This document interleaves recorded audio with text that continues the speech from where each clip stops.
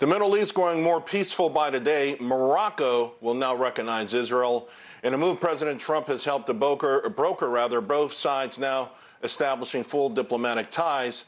For just how big this move is, not just for the region, but for the world, I want to bring in foreign affairs experts, Michelle Makori.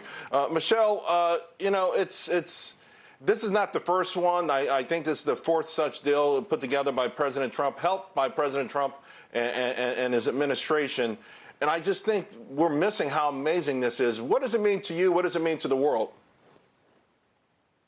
Charles, you're absolutely right. Think about it. The fourth peace deal in just 4 months. It is absolutely phenomenal, keeping in mind that for the past quarter of a century, 25 years, only two Arab states, Egypt and Jordan, even recognized Israel's right to exist.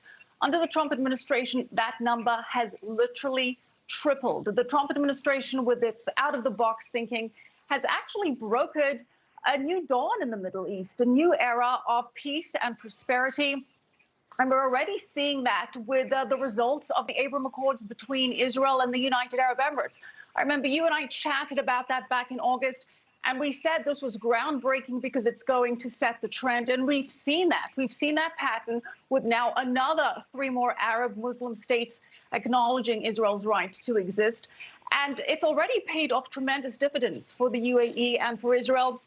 The Dubai, Abu Dhabi thriving with Israeli tourists, over 25,000 coming for the holidays. There have been business memorandums of understanding between companies and sectors.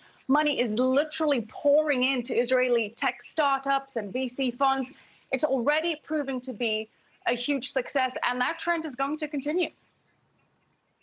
What about Saudi Arabia? Is there time for something to happen there? I mean, I think that might be the one that really solidifies all of this.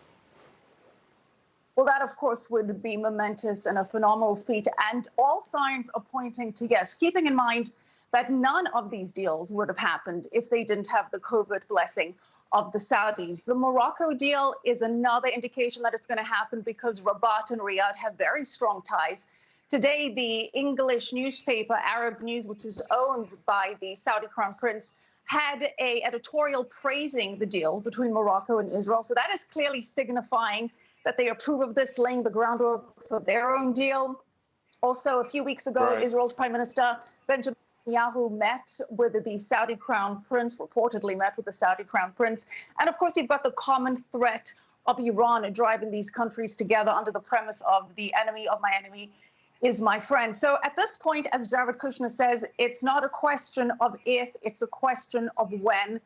It's inevitable. And think about it. It's so momentous that we're saying it's a when there will be peace between Israel and the Saudis. And it just goes to show that the Trump administration has been correct in challenging the conventional thinking and conventional wisdom, if you will, that has so far governed the region. I mean, the thinking was you couldn't have peace between Israel and other Arab states unless there was peace between the Palestinians. Well, it turns out that that was wrong.